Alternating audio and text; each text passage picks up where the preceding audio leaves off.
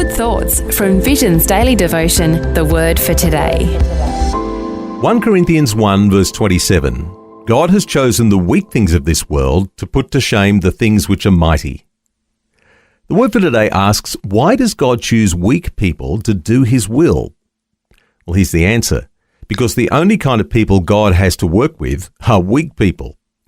Moses' relationship with God is described in these remarkable words from Exodus 33 verse 11. So the Lord spoke to Moses face to face as a man speaks to his friend. So was Moses perfect? Far from it. He spent the first 40 years of his life as a prince in Pharaoh's palace and the next 40 years as a shepherd living in the wilderness.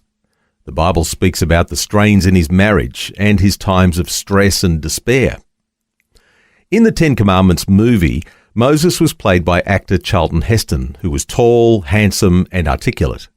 But Moses was actually a weak, bashful stammerer who couldn't put two words together without verbally tripping over himself, much less speak in the courts of the most feared dictator on earth. The Bible refers to the Israelites as a congregation, which made Moses a pastor.